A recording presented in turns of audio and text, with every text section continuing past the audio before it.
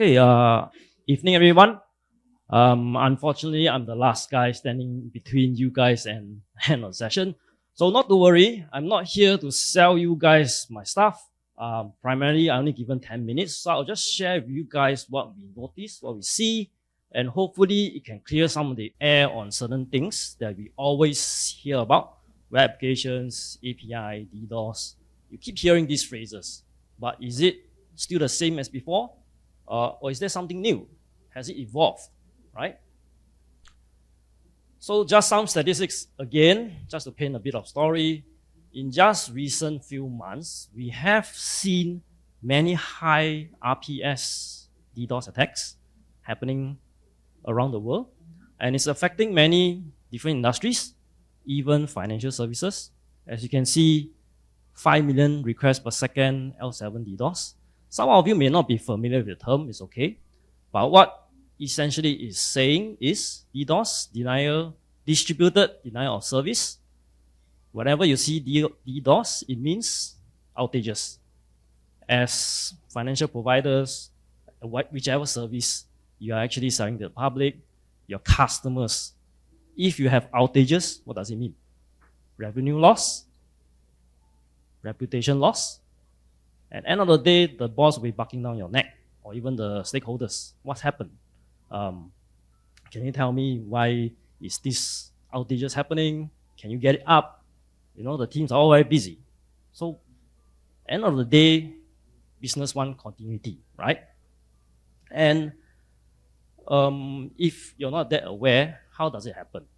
If you look further down, most of it, as in, if you look at the traffic statistics, most of internet traffics are actually coming from where? Bots. And bots, as the name says, is automation, automatic. And if you have heard of the speakers before us, we are talking about AI, artificial intelligence, and so on. We believe that in the coming future, or even now, automation is definitely the way to go. If you add AI on top of that, what does it mean? Your bots become more intelligent. When the bots become more intelligent, what does it mean? The bad guys will only use it, weaponizing of the bots. That makes the defenders, our life even more difficult, right? And to make things even more interesting, if you look further down on the right side, 66% are evasive bots. What do we mean by that? Out of the bad bot traffic that we see, 66% of it are evasive in nature. It's no longer the easy days where, oh, you just between black and white, good bot and a bad bot. But now you have even more advanced bots that actually evade detection and even evade the defensive mechanisms or the defenders. So it's no longer the simple case of playing chess where it's just the good guys against the bad guys. It is a actually evolving warfare between the defender and the attackers. If you guys have been playing around with the bot, am I stepping on the? If you guys have been trying to buy stuff online, either using legitimate means, going to the e-commerce platform, buying directly from the vendors, you may find that certain things, hot selling items, may be out of stock. For example, for me, I'm a gaming boy by nature. I wanted to get a PS5, you know, it's a childhood dream, right? But when it was first released, you can't even get a PS5 or Xbox X when it was released from the official retailers. No way you can get them. Why? Because people are using bots to buy them. Now to the company, Sony or Microsoft, they may find that, oh, I still sell out my stock, 100% profit. Looks good, right? But to them, if they sell to the scalpers, people who buy it using bots at $500, you know how much these guys sell in the resale market? 1,000, 2,000. It's 2 to 3 times the price. What does it mean? Companies are actually making an invisible loss. Things like that.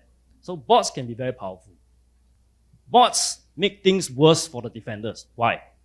Now in this day and age, your applications are not only static web pages shown to the public where you go explore the website, just go click, click, click, click. Many things are happening in the background. What are they? APIs. I'm sure many of you heard of the term APIs, like what are they and so on. In short, it is basically machine-to-machine communications. It's happening behind the scenes. It's often forgotten. And it's often, when things are forgotten behind the scenes, what does it mean? Best target for attackers. So if you notice, even OWASP come out with a top 10 API, most things that are often misprogrammed or commonly, repeatedly being abused. So that becomes a very good attacker playground, which also means a bad case for the defenders, too many things to defend. Now, the common misconception that we often see when you talk to customers is, oh, I have your common web application firewalls, I have my defenses, I should be fine. But in short, what we are trying to share here is, if you have standard defenses, you can block against technical attacks, simple stuff, signatures, even if you put machine learning and all that stuff. Yes, to a certain extent, you can block that. But often we forget about application-specific attacks, attacks that are using your business logic. They do appear as legitimate requests in the back end. So normal defense mechanisms will not be able to flag that out. So you will find vendors coming to you, oh, I have API security and so on and so forth. They are talking to you more on the logic front. But if you want to have a holistic protection mechanism, you have to look at across the entire stack. If you recall what I mentioned just now, DDoS, that happens to your APIs as well. If you talk about all these usual exploits, vulnerability and so on, yes, it happens to that. Applies to APIs again. And business logic attacks. You don't find someone, the attacker, manually doing the reconnaissance and all that. It's all automated. So all these things you have to bear in mind when you come up with a defensive strategy or an approach. So I always like to use this picture down here, Transformers. I'm not sure whether you grew up with that. I definitely grew up with this. You see the two pictures there? Autobots and the Decepticon. What does it mean? Good bot, bad bot. If the world was so simple, then I won't be standing here. If you have been following Transformers in the past, simple drawing, the thing transforms, the sound, straightforward, right? You'll see this one, definitely a good bot, all the cars. Then the Decepticon, all the funny, can fly one, then got one cassette tape. It's like, so weird, right? But if you follow the development over the years, you realize that the bad guys, they come up with new things. They have maybe birds, they have those barrage, they can, emulate or form certain things that look like the good guys. They even try to emulate the good guys. So bad guys are actually getting smarter. Same with bots. If bots were so simple, then everybody has no business, right?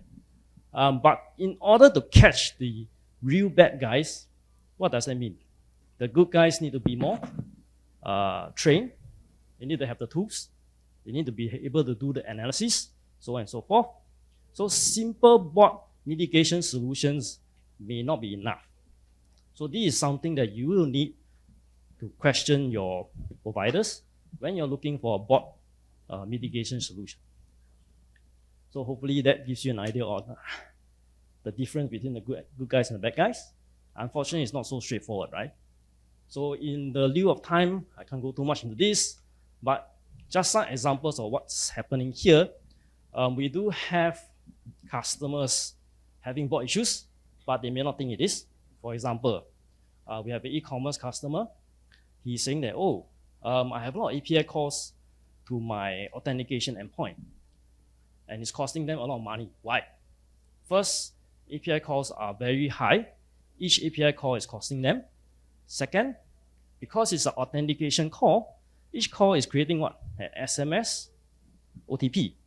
Every SMS is a cost to them. So there's 2 additional costs for every call that is made from the API. Now, that API endpoint that they have is so-called DOS or abuse, because there were so many thousands of calls per month. It actually cost them a few $100,000 just for that. So is the cost of an advanced bot protection mechanism worth the amount of money? It's definitely less than that. In order to reduce the amount of wastage or the resource that's costing them. So that's something to ponder, right? It may not be that obvious when you look at the grand scheme of things that are under a DDoS attack, but in short, that's something that you need to know, right? The bad guys are actually targeting you. So I won't go through the rest of the stuff, but the whole idea here is do see whether you have an integrated approach, because many people out there or many vendors, they may have good single silo solutions, but the question is, do you have one that is all there? And of course, the history to back it up, whether you have industry references, is it reliable? Will we still be there when the bots have evolved? And of course, how big coverage, how reliable is it? Platform availability, so on and so forth. And that's all for today. Thank you.